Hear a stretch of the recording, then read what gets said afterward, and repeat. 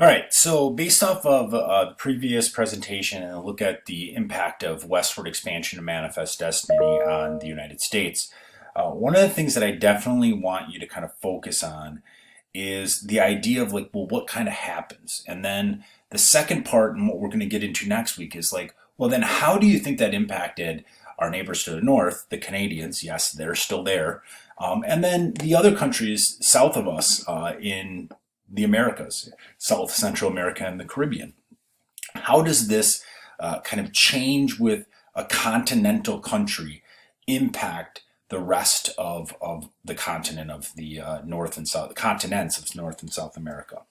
So specifically, I want to kind of look at some ideas of what the market revolution was, because that really puts into perspective of like how the development of the United States plays a role in the impact on the overall Americas. So to begin with, uh, the Industrial Revolution started in England. All right. And so that's a big part of like what we talked about last year with the growth of Britain around the world. So a lot of those things in the late 18th century were happening in England, the development of a modern factory system, the increase in agricultural production and transportation, communication. It came to the United States eventually, but one of the things that the US had is that they had a very big labor shortage because they were a colony. So there weren't a lot of people here who could really fill the roles that industrialization needed, which was unskilled workers. And how are they going to fill that up with unskilled working being mostly slaves at this point in the US? But eventually, as the United States was formed as an independent nation, the rise of industry came here pretty much about the mid 19th century. So those 1830s and 40s, when we get a huge increase in immigrants from Ireland and Western Europe.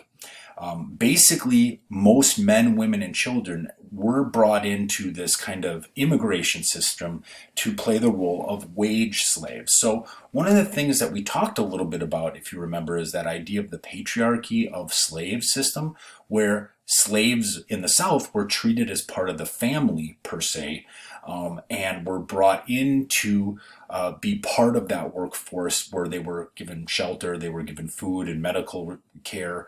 Well, people coming from Ireland and Germany and other parts of Europe, they weren't given any of that. They, in many cases, worked very long hours in very unsanitary factors for very little pay. And this is where the market revolution started. It started with the use of the cotton gin and then the creation of the McCormick Reaper. Basically, the cotton gin made slavery profitable. Prior to the creation of this by Eli Whitney, it was very, very slow and very, very hard work to get cotton from the seeds that were in it in short staple cotton and then made into a profitable resource. You know, if you remember back in the early parts of the American colonialism, is that the cotton was picked and then sent to Britain to be industrialized. It was actually in the United States where the creation of this cotton gin allowed for that to happen at a much greater ability with less slave labor or labor needed.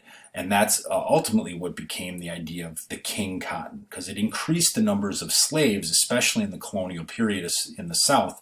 And it also developed the need for factories in the North to then separate that and send it to England to then be produced into textiles.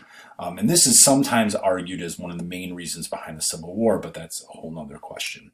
Now, on the other side of this, one of the things that made agriculture a little bit more profitable and a reason for people to come to the Midwest and farm was the creation of the McCormick Reaper. And this is basically a horse-drawn machine that allowed a farmer to cut and mow tremendous amounts of wheat and to make it a little bit more affordable and profitable as a cash crop. So those two pieces of technology played together with travel, where we start to see some more development of highways, the use of steamboats, which are kind of the original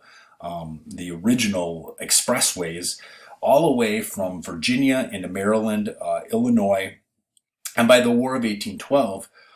There's a strong fight that was a big part of kind of the underlying issues with Britain over the states' rights and the control of a highway system.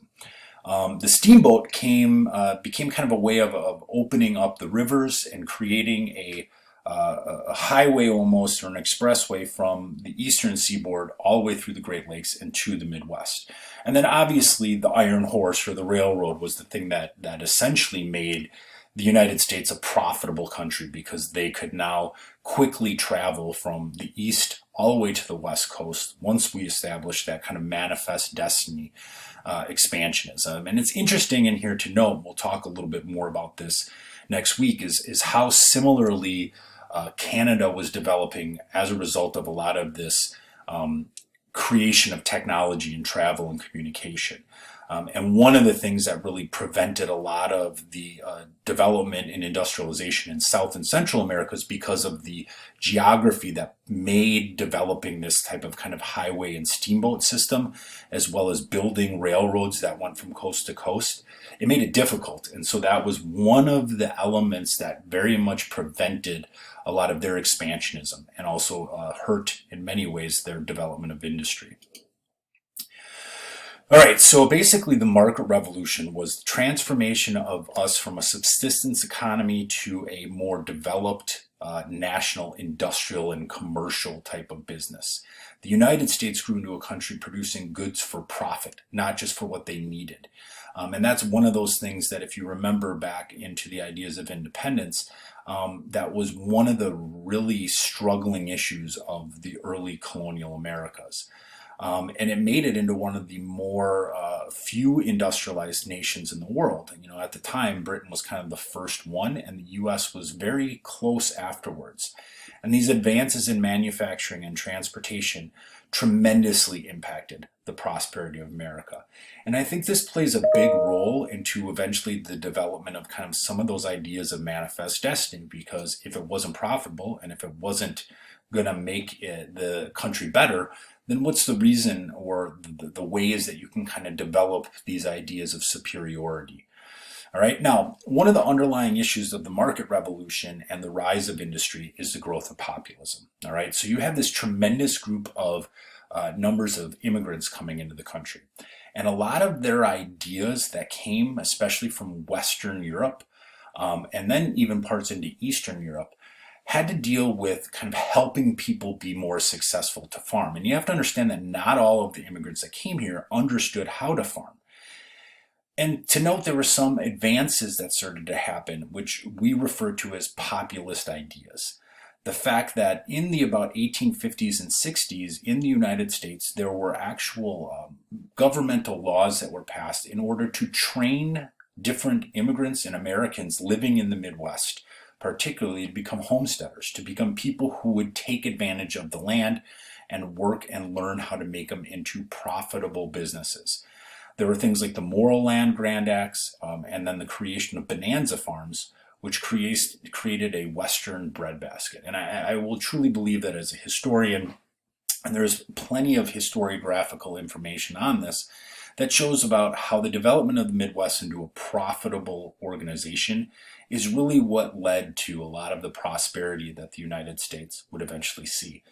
I like people to kind of always know about Oliver Kelly, because in Minnesota, Oliver Kelly was a big piece of Minnesota history, and you can actually go to one of the Grange farms up in Anoka, just a little bit north of Brooklyn Park, and you can see one of the educational, kind of the first 2-year schools that existed. The Grange was an organization that went throughout the Midwest, helping train people to become profitable farmers, profitable business people, and especially what were very rural parts of the North and the Midwest. I mean, if people aren't going to go there, they're not going to obviously succeed if they don't know how to make the land work for them. So this eventually kind of becomes part of what is the Populist Party. And I think that this is significant, because if you understand what's happening in the mid 1800s in the United States with the 14th Amendment, the end of the Civil War, that all American men now, not just land-owning men, can vote in elections, you get the rise of an idea of populism, that the working class men can actually participate in government and make life better for them. And this populist movement will eventually kind of become progressivism in the 20th century, but it plays a huge role in kind of the development of what will become the United States. And it's not often the most positive effect. And in fact, the rise of populism definitely becomes a big part of kind of the manipulation of products and goods and transportation by the government, and then also kind of the wealthiest people. But also, like I said, the beginning of the market system really was developed by a lot of people working in very undesirable conditions and wanting better for themselves.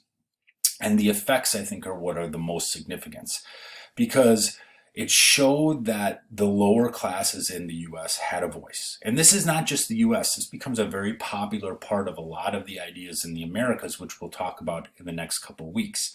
There was a lot of hope. There was a lot of idea of change and elements of helping the working class people. And what starts in kind of the populist Midwestern and Eastern industrial areas is all embedded with, eventually the ideas of populism that come from the Civil War for African Americans, and then eventually leads into kind of the suffrage movement for women that emerges in the progressive era. A lot of this is about a change in perspective. This idea that it wasn't just about the elites that had more or less kind of taken and created these independent nations. It was about the majority of people that were going to kind of back up that strength. Now, unfortunately, some of it got kind of misguided in what are some pretty extreme viewpoints as far as manifest destiny and religion and racial superiority. But underlying in that is a tremendously strong and positive element of creating a new, better, and greater place for people to live. All right, so that's it for right now. Please take notes on these so that they will help you with the summative quiz.